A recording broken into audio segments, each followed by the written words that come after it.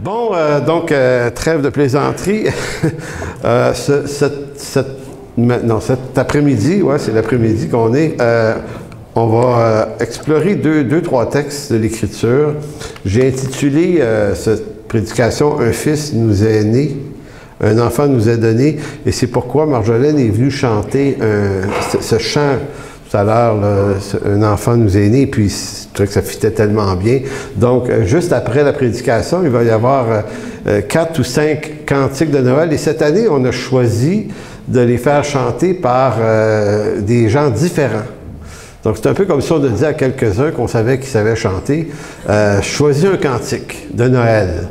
Pas une toune de Noël, un cantique de Noël. C'est pas pareil, là.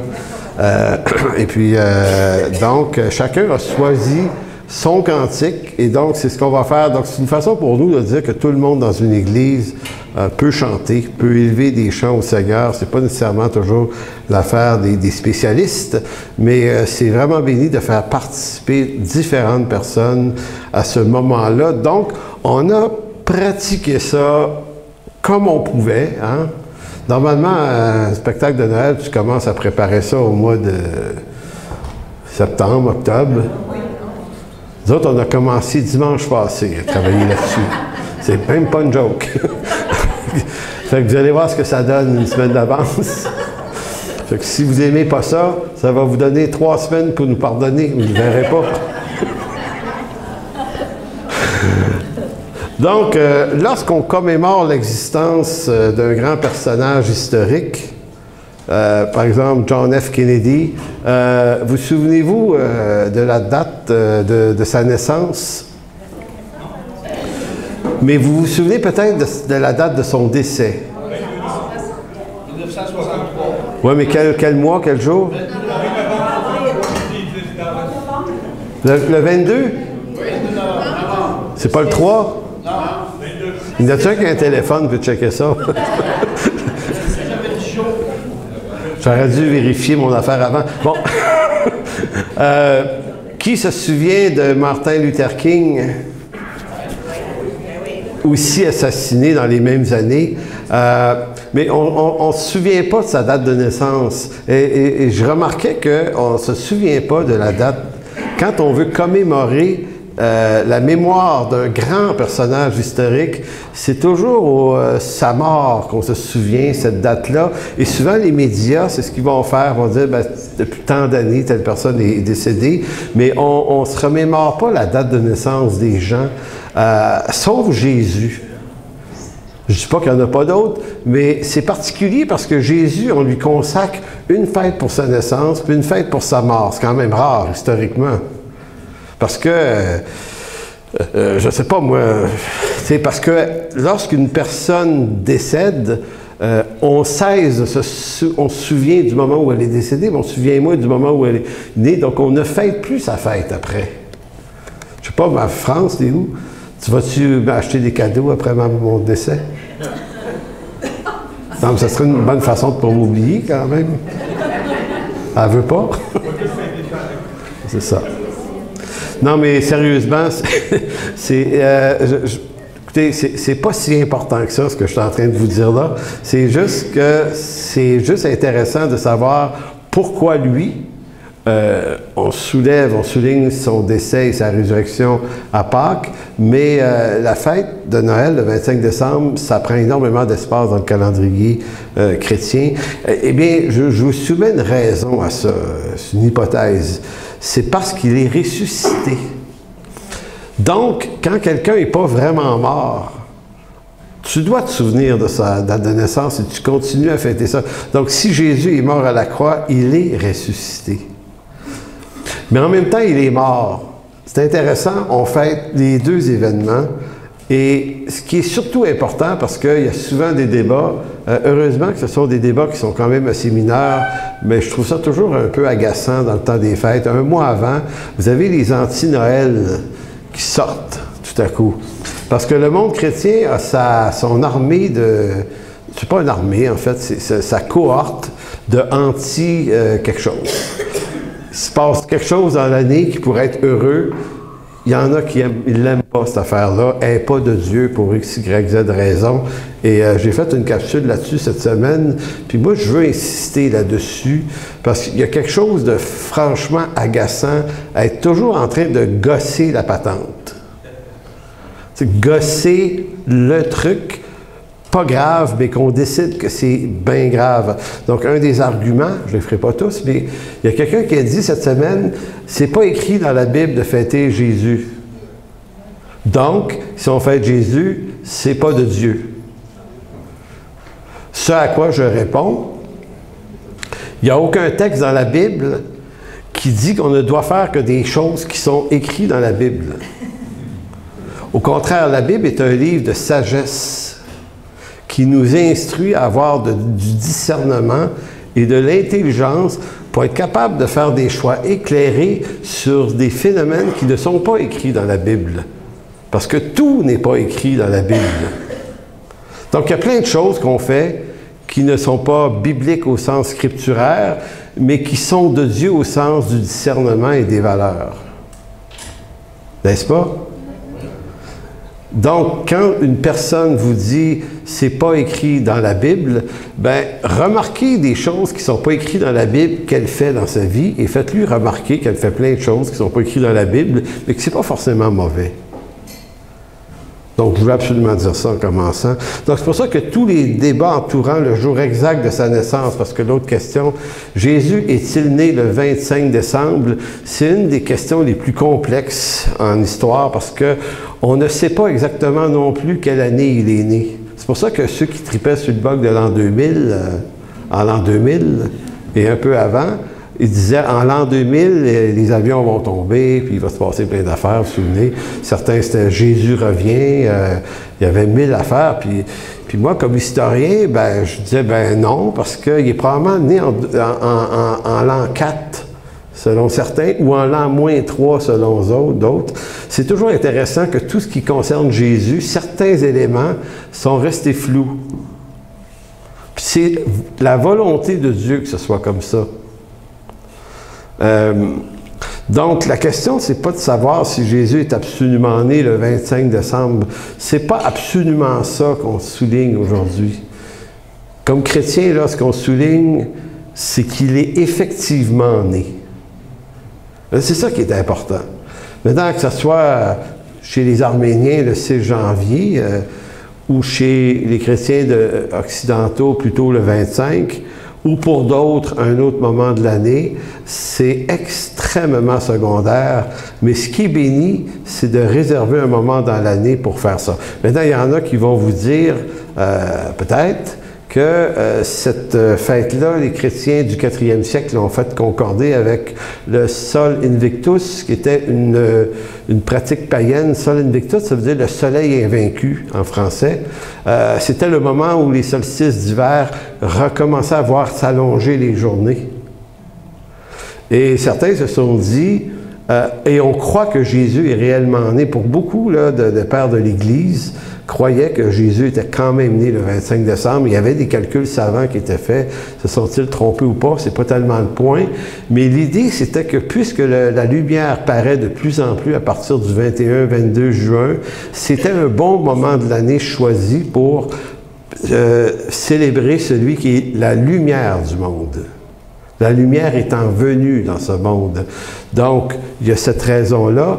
Mais si vous dites que parce que certains peuples du nord de l'Europe avaient toutes sortes de fêtes des solstices avec des célébrations et des mythologies païennes, et que parce qu'on choisirait de fêter Jésus dans cette période-là, Jésus et sa fête seraient contaminés par des éléments occultes.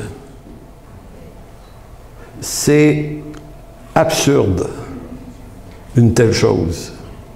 Il n'y a pas d'année, il n'y a pas de période dans l'année où il y aurait des puissances occultes particulières plus un jour que l'autre. Ça fait partie des mythologies païennes de le croire. Maintenant, le christianisme consiste à nous affranchir des mythologies. Donc, tous les jours sont égaux et aussi bénis les uns que les autres. Donc, c'est juste pour dégager ce qui a moins d'importance. Ésaïe, chapitre 9, versets 1 à 7. Donc, c'est pour ça qu'un petit texte que j'ai dit avant, la Bible n'est pas seulement un livre d'ordonnance qui appelle notre obéissance, elle est aussi, la Bible, un livre de sagesse qui instruit notre discernement en vue de prendre les bonnes décisions sur tout ce que la Bible ne dit pas. Mais elle dit des choses, la Bible, et c'est là-dessus qu'on va se concentrer. Ésaïe chapitre 9, versets 1 à 7, qui est un texte absolument fameux. Quand on lit Ésaïe et certaines parties du livre d'Ésaïe, on a l'impression... Écoutez, les descriptions que le prophète fait du Messie sont d'une telle précision que certains ont refusé de croire à un moment donné que le livre pouvait dater de l'an 700 avant Jésus-Christ. Écoutez, 700 ans avant la naissance de Jésus, Ésaïe va écrire ce genre de choses, et dans son immense livre d'Ésaïe, il y a énormément d'autres choses qui sont dites. Et c'est tellement riche que certains théologiens ont appelé le livre d'Ésaïe le 5e évangile. Tellement que ça se colle à la réalité du 1er siècle. Alors, il va dire, mais les ténèbres ne régneront pas toujours sur la terre. Référence à la chute. Maintenant, et où il y a maintenant des angoisses. Les temps passés ont couvert d'opprobre le pays de Zébulon et le pays de Nephtali. C'est quoi cette affirmation-là? C'est que vous devez savoir qu'avant Ésaïe, du temps du fils de Salomon et de son fils, il y a eu une division en Israël entre les tribus du sud et du nord. Ce qu'a donné la Judée et ce qu'a donné les tribus du nord, Israël sont devenus deux peuples. Ils sont tellement devenus deux peuples qui se faisaient la guerre à un moment donné. Donc, deux tribus au sud et une dizaine de tribus au nord. Et Nephtali et Zébulon étaient dans les tribus du nord. Donc, l'affirmation ici, c'est que le prophète Ésaïe est en train de parler d'une restauration. Et la restauration, elle est vraiment fascinante. Donc, il dit, si les temps passés ont couvert d'opprobre le pays de Zébulon et le pays de Nephtali, les temps à venir couvriront de gloire la contrée voisine de la mer au-delà du Jourdain, et le territoire des gentils. Donc, la promesse, elle est faite pour la Judée, elle est faite pour la Samarie, elle est faite pour les tribus du Nord, puis elle est faite pour les païens, les gentils, vous et moi. Donc, le peuple qui marchait dans les ténèbres voit une grande lumière sur ceux qui habitaient le pays de l'ombre de la mort. Une lumière resplendit. Tu rends le peuple nombreux, tu lui accordes de grandes joies. Il se réjouit devant toi comme on se réjouit à la moisson, comme on pousse des cris d'allégresse au partage du butin, car le joug qui pesait sur lui, le bâton qui frappait son dos, la verge de celui qui l'opprimait, tu les brises comme à la journée de Madian. Car toute chaussure qu'on porte dans la mêlée et tout vêtement guerrier roulé dans le sang seront livrés aux flammes pour être dévorés par le feu. Ici, affirmation sur la haine, les guerres, les tourments prennent fin par le Messie. Pourquoi? Il dit, car un enfant nous est né, un fils nous est donné, et la domination reposera sur son épaule. On l'appellera, ici, 5 vocables, 5 noms, admirable, conseiller, Dieu puissant, Père éternel, prince de paix. Donner de l'empire à l'empire de l'accroissement et une paix sans fin au trône de David et à son royaume, l'affermir et le soutenir par le droit et par la justice, dès maintenant et à toujours. Voilà ce que fera le zèle de l'Éternel des armées. Donc évidemment, quand on connaît le Nouveau Testament, ce texte-là résonne extrêmement fort. On le voit dissimulé ici et là dans les évangiles, partout. Donc c'est pour ça qu'Ésaïe est une fenêtre extrêmement riche pour les apôtres. Donc quand on lit les textes d'Ésaïe, comme beaucoup de textes prophétiques, on voit bien que c'est un langage rempli d'images et de symboles. C'est ce qu'il utilise comme moyen de nous communiquer et la naissance du Dieu sauveur. Je rappelle juste un petit résumé de ce qu'on vient de lire. Il y a au moins 6 choses importantes dans ce texte-là. La première, c'est que Ésaïe prophétise une unification avec les tribus séparées du Nord. Son texte parle de la restauration des peuples qui étaient dans les ténèbres, les gentils. Il parle d'une joie et d'une allégresse pour tous, au verset 3. Au verset 4 et 5, il prophétise la fin des hostilités entre les peuples de la Nouvelle Alliance. Les païens peuvent se faire la guerre, mais ceux de la Nouvelle Alliance ne sont plus là.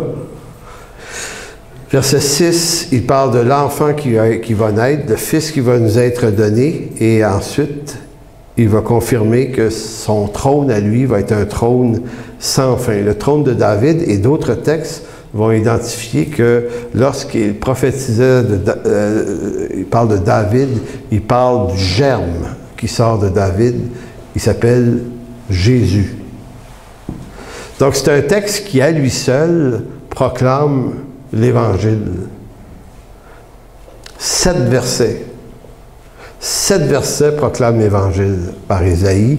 Et si on aurait eu le temps, on aurait pu aller lire Ésaïe 53, qui précise des choses sur sa mort également. Donc, c'est vraiment, vraiment intéressant.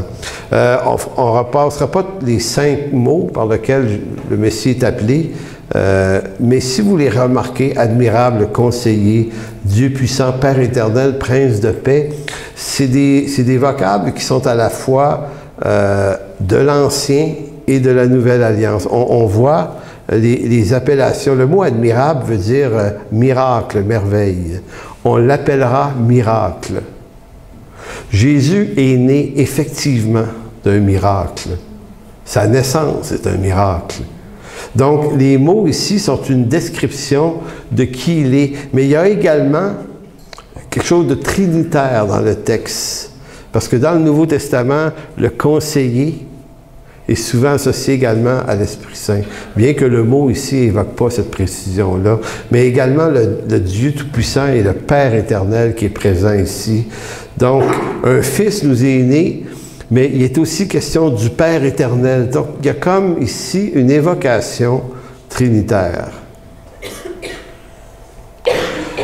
Est-ce que vous avez déjà lu les récits homériques? Est-ce que vous savez ce que c'est les récits homériques, l'Iliade et l'Odyssée? La guerre de Troie, Ulysse, Achille, qui dans le film est joué par Brad Pitt. Je me souviens encore de la réaction de France.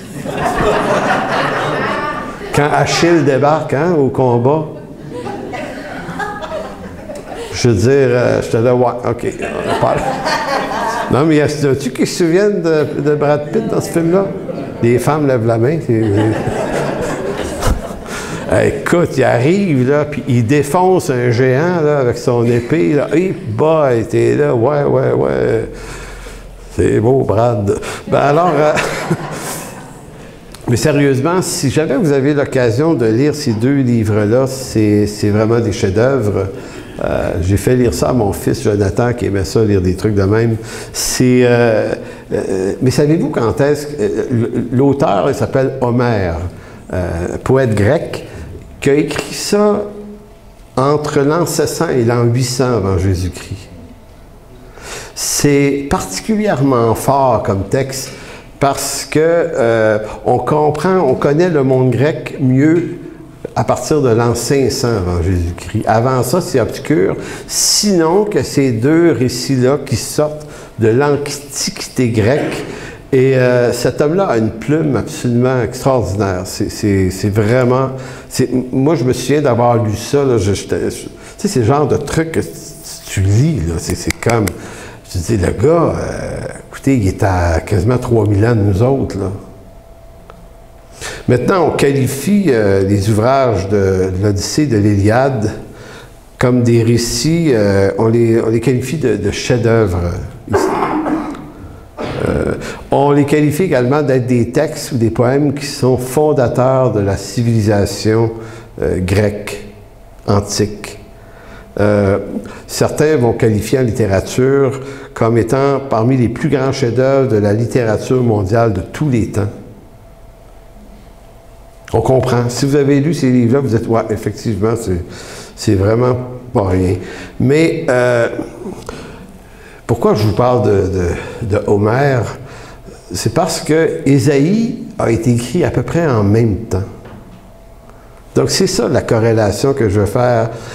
Mais la différence entre Ésaïe et Homère, c'est qu'Homère a écrit une guerre qui serait survenue à Troie après que un certain roi spartiate se serait fait voler sa femme. Vous connaissez un peu l'histoire? Hélène, la belle Hélène. D'où la raison pour laquelle on dit que les Grecs, c'est des hellénistes. Donc, c'est toute cette histoire-là, puis c'est une histoire d'amour, en fait, cette affaire-là. Donc, mais ça n'a pas de portée prophétique du tout. C'est une histoire. Bien racontée, bien écrite. Maintenant, si on parle du livre d'Ésaïe,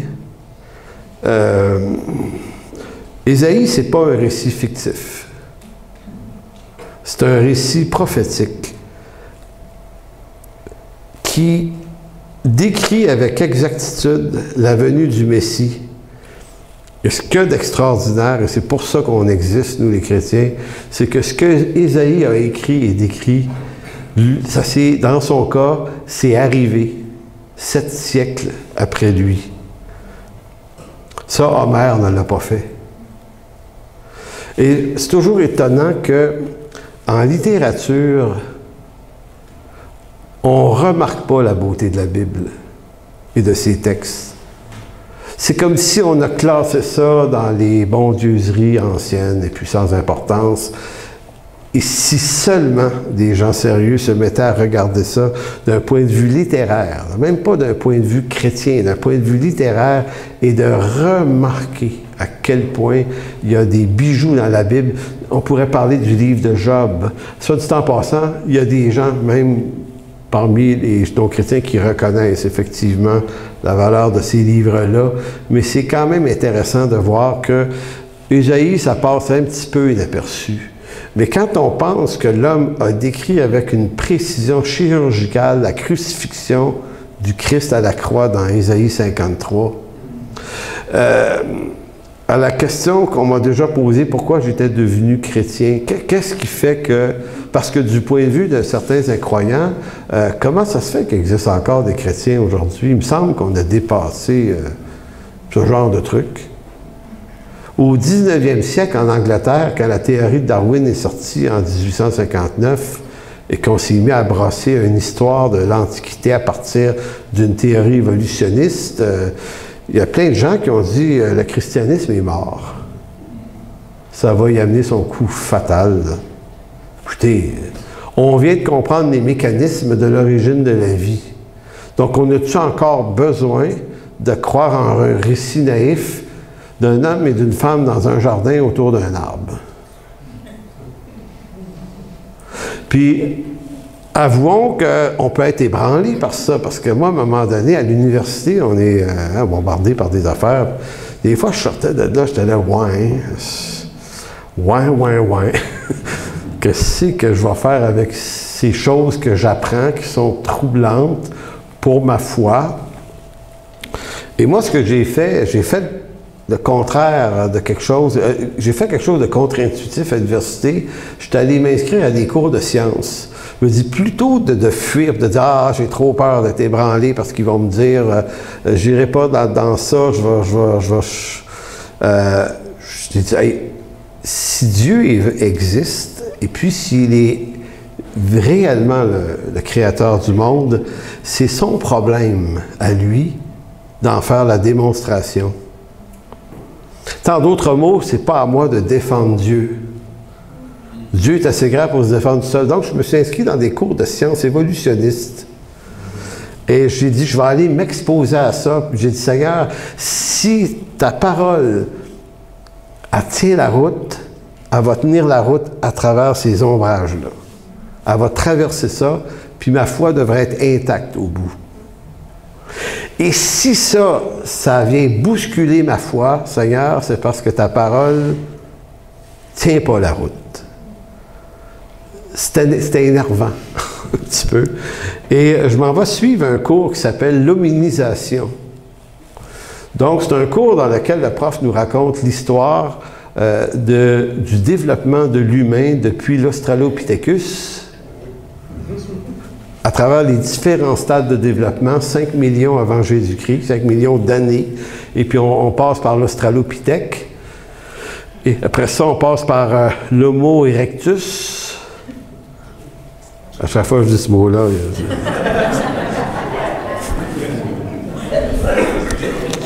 ça n'a rien à voir avec son organe reproductif. Homo erectus voulait dire l'homme en position debout. Après ça, l'Homo habilis, il s'est développé puis il est devenu habile. Il a commencé à construire des outils vers 1,5 million, 2 millions d'années. C'est plus clair, ça fait 25 ans de ça et plus. Là. Donc, c'était. Après ça, il est devenu, à 100 000 ans avant Jésus-Christ, l'Homo sapiens. Et nous, savez-vous comment, dans ce schéma-là, on s'appelle? On s'appelle l'Homo sapiens sapiens. C'est vrai. On est sapiens en double. Ils n'ont pas trouvé d'autres mots. Et j'écoutais le cours, puis je vous dis, j'ai dit, je vais foncer dans la patente pour me faire une tête, puis conseil des livres, j'ai acheté des livres, j'ai lu ça. Puis, écoutez, je ne sais pas comment vous dire ça. Ça rien ébranlé. Puis pas parce que j'étais juste dans la négativité de la chose, j'étais dans l'écoute de la chose. Je dis, je veux ça, je veux être honnête, là. Je veux être honnête avec ce que j'entends. Puis à un moment donné, on rentre dans toute la question des chaînons de développement sur 5 millions d'années. Et puis, j'achète un livre d'un certain M. Coppens, un grand évolutionniste français, qui est très évolutionniste. Puis, fait que moi, je lis ça. Puis, je découvre que pour définir 5 millions d'années, ils ont comme 300 morceaux. En tout cas, à cette époque-là, il y en avait 300 morceaux. 300 spécimens. Fait que je me suis dit, oh, c'est pas pire, 300 squelettes, si chacun a subi des évolutions, des développements, depuis l'Australopithèque, qui est une espèce de singe courbé, jusqu'à nous autres, un singe intelligent. D'ailleurs, il y avait une joke hier sur Facebook, il y avait un gars qui disait, il dit, je sais pas si on descend du singe, mais il dit, une chose qui serait importante, c'est de ne pas y retourner. Bon. Alors, mais toujours est-il que cette affaire-là, c'est intéressant. Il y a 300, OK? Fait que là, tu dis, OK, c'est quoi les 300? Mais en fait, il n'existait aucun squelette complet dans les 300. C'était des bouts. Des morceaux de quelque chose. Un bout de doigt. Une dent. Un bout de cerveau. Pas de cerveau, mais de crâne. Écoute, j'étais là, ben voyons donc, ils n'ont presque rien. Et là, moi, j'ai commencé à gosser un peu le prof. À un moment donné, il a fallu que je me calme. Je disais, fais pas ça. J'étais au prof, ben oui, mais devant tout le monde, avez-vous des questions? Oui. J'ai dit, les chaînons manquants, j'ai dit, la façon que vous le dites, c'est qu'il y a une chaîne, mais il manque quelques morceaux, hein, quelques chaînons dans la chaîne. J'ai dit, moi, ce que je vois à partir de vos ouvrages, c'est qu'il n'y a pas de chaîne. Il y a juste quelques maillons. 5 millions d'années, mais il y a quelques bouts séparés par des dizaines de millions d'années entre eux, avec rien. Et là, le prof, qui me regarde, en voulant dire, t'es fatigant, toi. Pourquoi tu prends mon cours? Mais c'est ça pareil. Puis moi, je voulais pas niaiser avec ça, parce que j'ai beaucoup de respect pour les gens qui enseignent. Puis je me demandais, je me disais, regarde, il va donner sa matière. Mais je suis sorti de là comme, je disais, hey, moi, je suis vraiment bien en Jésus-Christ. C'est très, très confortable. Parce que l'événement biblique de la chute raconte de façon très, très claire la tragédie de l'humanité, le chaos dans lequel on est depuis toujours. On se parlait, moi et un frère, vendredi, puis on se disait, ça va mal finir. On va tous mal finir, le saviez-vous? Puis en vieillissant, on le sait. Mal ici, mal là, mal ici, problème là. Puis les mauvaises nouvelles s'accumulent parce que là, on vieillit plus qu'il y a de monde autour de nous. Puis à un moment donné, les nouvelles, un tel est malade, un tel ci, un tel ça, un divorce, un truc, là, et là, boy, oh boy, oh boy. Puis là, tu te dis, ça va-tu? Tu sais, on prie, Seigneur, règle ça. Non, mais regarde, c'est l'humanité déchue est comme ça. C'est fascinant quand même. Donc, l'Écriture répond. Le schéma de l'Écriture décrit l'histoire réelle qui s'observe à nos yeux beaucoup mieux qu'un récit évolutionniste. Mais tellement mieux. Le chaos vient de la chute. Et des prophètes comme Ésaïe, lorsqu'il écrit un texte comme celui-là, il décrit le chaos. Il décrit le chaos, les guerres, les feux, tout ça, il décrit tout ça, les divisions que ça cause, mais il annonce la solution qui va venir par le Messie, celui qui est admirable. Fait que c'est pour ça qu'à un moment donné, quand des gens me demandaient, puis encore quand j'étais à l'université, tu sais, moi j'étais pasteur, fait que les gens me disaient tu fais quoi dans la vie, toi? Pasteur. Pardon? Je suis pasteur. Puis au Saguenay, à l'époque, il n'y a pas des tonnes de pasteurs là-bas. Ben, j'ai dit, c'était un curé marié. La première réponse. Mais c'est incroyable les portes que ça a ouvert parce que les gens, ils me connaissaient, on a une chanson, puis j'avais des amis, puis à un moment donné, ils apprennent que tu es pasteur. Fait qu'ils ont réalisé que tu n'es pas un imbécile, ils te connaissent déjà depuis quelques mois.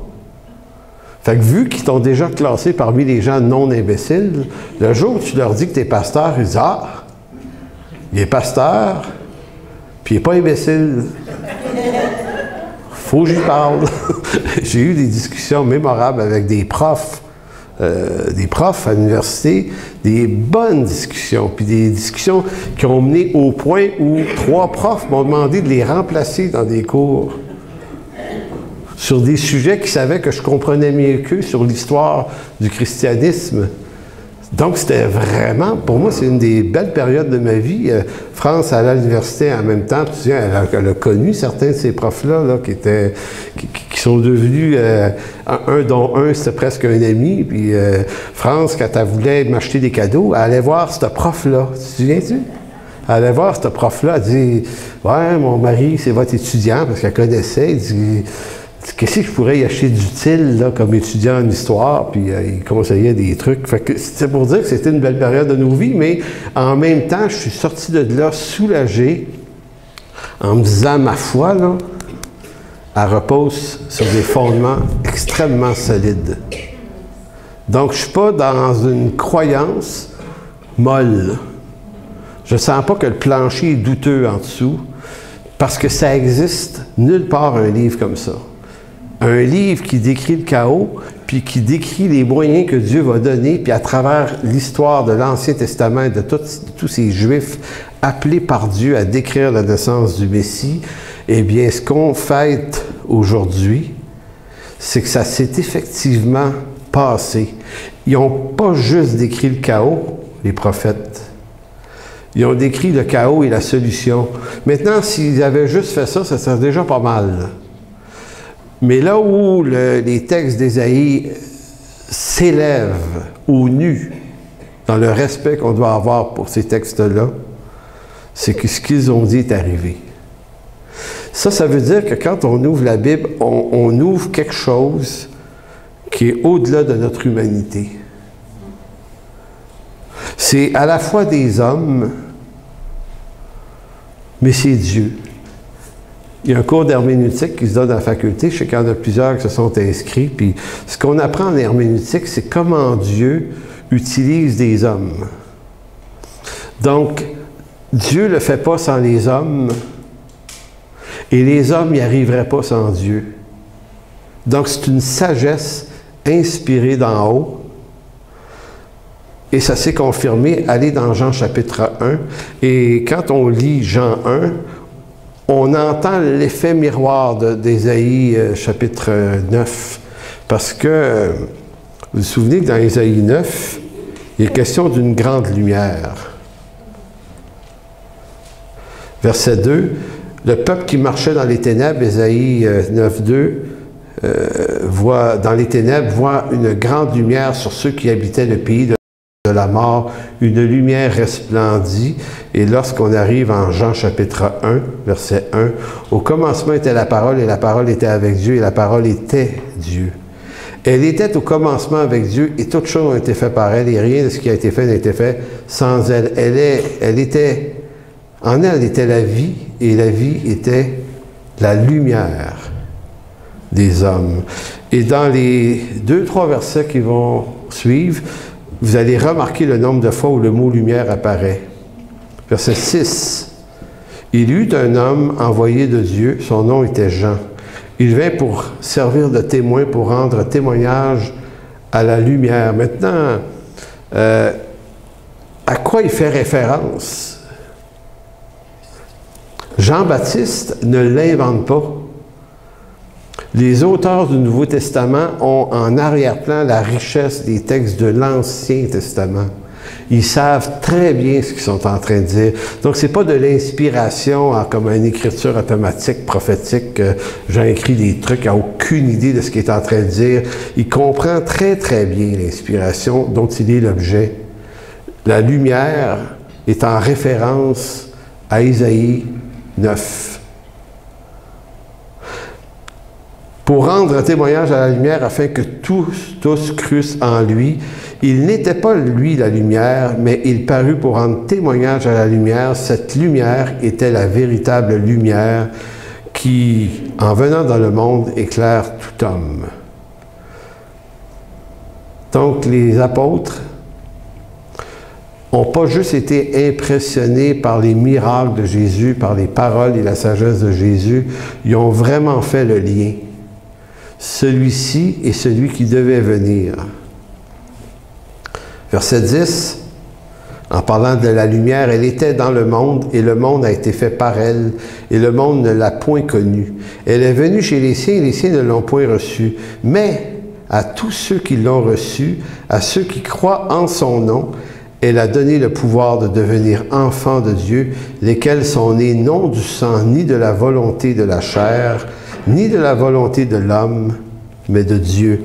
C'est un texte extrêmement fort pour dire comment Dieu nous attire à lui, parce que ce n'est pas de la volonté du sang, ni de la chair, ni de la volonté des hommes, mais de Dieu. Donc, on voit l'effet entre deux textes, de quelle façon deux textes se répondent. Et tout le Nouveau Testament, ensuite, explore cette idée-là. Donc, on dénombre des prophéties de la qualité de Jean 9, d'Ésaïe 9. On en dénombre d'autres. Certains théologiens parlent d'une trentaine de textes dans l'Ancien Testament avec ce très haut niveau de clarté, mais au-delà de 400 ou 500 autres textes qui parlent pas nécessairement de la naissance et de la venue de Jésus, mais qui parlent de lui dans son ministère. Donc, quand on ouvre la Bible, on ouvre un livre qui ne se peut pas. Ça n'existe pas, un livre où un Messie est annoncé d'avance, mais n'apparaît pas comme quelqu'un qui s'auto-proclame un Messie, ce qui est le cas d'à peu près toutes les autres religions du monde. Jésus s'est annoncé d'avance, de façon claire à un peuple. De telle sorte que même des Babyloniens, des sages babyloniens qui vivaient à des centaines de kilomètres à l'est, qui possédaient le texte à cause de la déportation babylonienne, ont vu, en lisant ce texte, que le Messie allait naître. Ils se sont rendus en Israël. Ils sont la preuve de la précision des textes.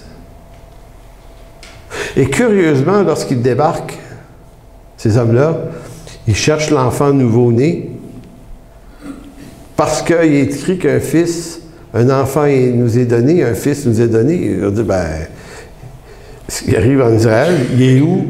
Et là, vous avez les scribes et les pharisiens, les savants théologiens qui se grattent la tête en disant « Qui ça? » Ben, le Messie. Non, pas entendu parler. Ils connaissent les textes de l'Ancien Testament, évidemment, ils l'attendent. Mais les siens ne l'ont point reçu.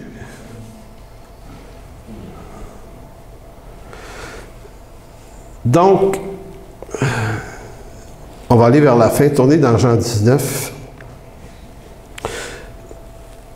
Jésus n'a pas besoin du succès de la foule, n'a pas besoin de la reconnaissance humaine pour faire son œuvre. Son œuvre transcende toutes ces questions-là. Dans dans Jean 19, verset 28, après cela, Jésus, qui savait que tout avait été consommé, dit, afin que l'Écriture fût accomplie, j'ai soif. Je relis la phrase, complètement moffée. Après cela, Jésus, qui savait que tout avait était voyons, petite gorgée, là. Après cela, Jésus, qui savait que tout était déjà consommé, dit que l'Écriture fût accomplie. Non, je l'ai encore manqué. Hein?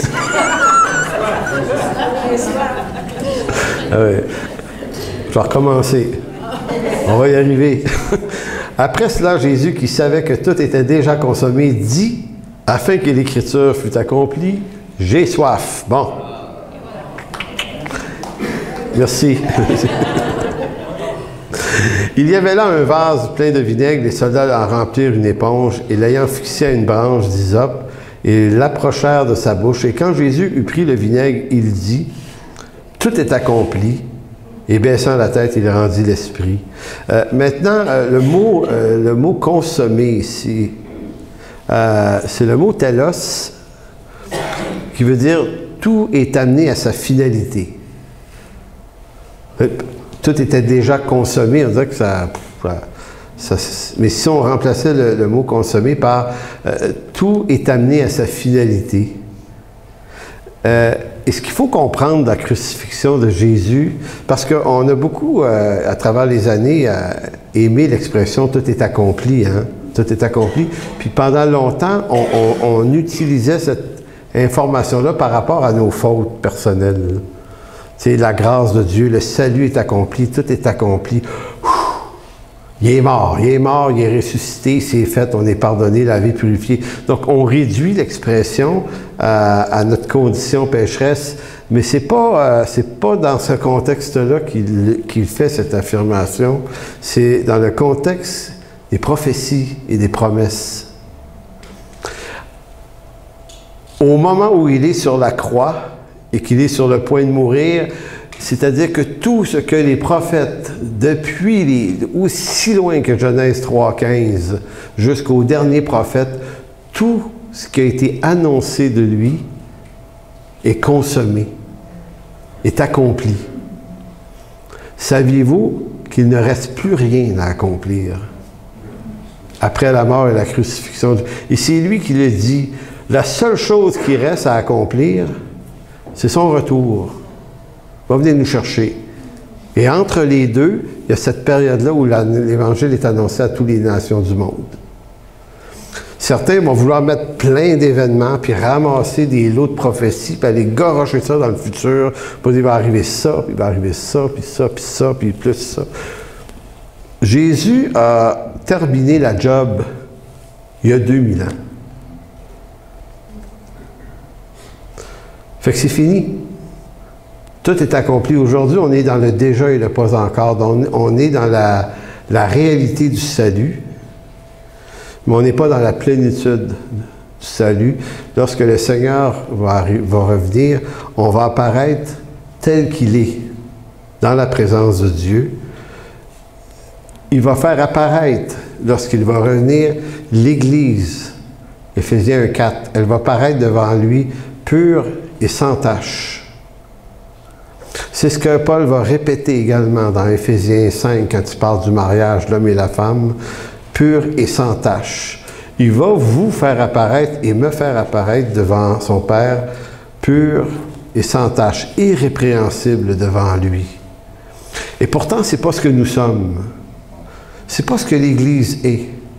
L'Église, à travers les 2000 ans, là, c'est une histoire souvent tordue. Puis on n'est pas meilleur que les autres. Nous, là, comme Église. C'est la corruption qui est en Adam, vient toujours gêner nos pas, tout le temps. Ça va être comme ça. Il va falloir se repentir, il va falloir se relever, il va falloir reconnaître nos fautes, se relever, puis continuer. Puis à un moment donné, les grandes églises se lèvent, deviennent très fortes, tout le monde, ça s'est éteint. À travers les 2000 ans, le nombre de mouvements chrétiens qui ont eu plein de bon sens, qui ont complètement disparu, on s'en souvient même plus. Donc, quand quelque chose, une église, quand un milieu finit par perdre complètement la vision réelle de l'Écriture sur l'Évangile, tranquillement, pas vite, ça finit par s'éteindre tout seul. C'est un drame peut-être pour nous, mais ça n'en est pas un pour Dieu, parce que lui, son plan se continue, et il va amener ça à sa parfaite finalité. Conclusion. Peut-être y a-t-il quelqu'un qui m'écoute par Internet plus tard cette semaine, et qu'en m'écoutant parler de Jésus, puis m'entendant parler de ce que j'ai dit aujourd'hui, va se dire qu'est-ce que je vais faire de cette histoire-là? Est-ce que c'est juste un mythe religieux, naïf et sans intérêt, mais avec des pasteurs et des prédicateurs qui ont l'air convaincants quand même dans leur façon d'en parler? Moi, j'ai déjà dit à souvent des personnes qui rejetaient le Christ et sa parole, je me disais, as-tu au moins inspecté la chose de proche? Et la plupart n'avaient jamais ouvert une Bible de leur vie. Donc, basaient leur jugement sur des valeurs du siècle actuel. Donc, ils sont comme des robots qui répondent aux valeurs du siècle actuel, qui rejettent Dieu. Donc, c'est à la mode de rejeter Dieu et son existence. On traduit ça comme des mythes naïfs, des bondieuseries ennuyeuses, des trucs anciens. On dit, ben, ça doit être ancien. Ça fait donc partie de la gang du temps présent. C'est ça. C'est ça que beaucoup de gens font. Puis des fois, il faut interpeller les gens en leur disant, écoute, tu réalises-tu la conséquence de l'erreur que tu fais si tu es en train de faire l'erreur de ne pas vérifier ça de proche? Tu sais, avant de rejeter Jésus, le christianisme comme une vieillerie religieuse sans importance, il faut prendre le temps de vérifier les faits à partir de l'Écriture. Parce que les conséquences du rejet de Christ sont éternellement effrayantes et redoutables. Donc, si on croit en Jésus-Christ, c'est pas juste parce qu'on avait envie de faire un trip religieux, parce qu'il y a des choses plus intéressantes à faire que ça, en ce monde. On peut dire, mangeons et buvons, car demain nous mourrons. Donc, pourquoi perdre notre temps dans des bondieuseries anciennes comme ça? Bien, c'est peut-être que ces vieilleries et ces bondieuseries-là sont extrêmement importantes. Puis, de la foi qu'on y place dépend une réalité éternelle avec ou sans Dieu, dans une perdition effrayante, dans un lac de feu, ou dans un royaume de Dieu. Et même si ça apparaît bizarre de dire ça, et d'entendre un truc comme ça, avant de dire que ça se peut pas, vérifie. On peut répondre comme Église à vos questions si vous en avez. Donc, votre jugement ne doit jamais se faire sur les mauvaises expériences de l'Église, les scandales. Il y en a eu. C'est pas juste chez les catholiques, il y en a eu chez les protestants. Il y a eu des guerres stupides dans le monde chrétien. Il y a eu toutes sortes d'affaires qui n'ont aucun bon sens, qui n'ont rien à voir avec l'Évangile, mais qui ont tout à voir avec l'orgueil des gens chrétiens, malheureusement. C'est comme ça. Mais c'est pas de eux, c'est pas à partir de eux qu'on doit se faire une image de qui est Jésus-Christ et de qu'est-ce que l'Église. C'est à partir de l'Écriture. Donc, elle, l'Écriture ne nous ment point.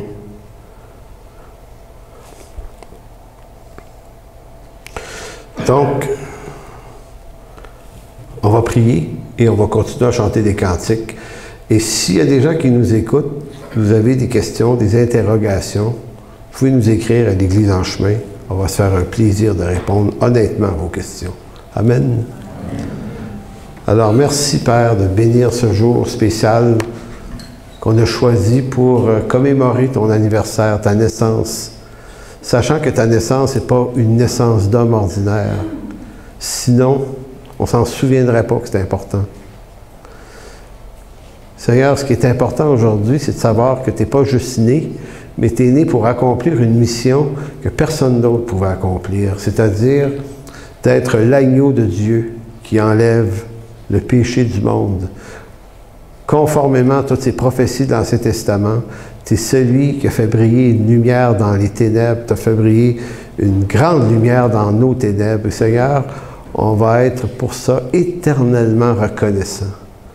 Alors, merci de bénir encore une fois, Seigneur, ton nom dans nos vies.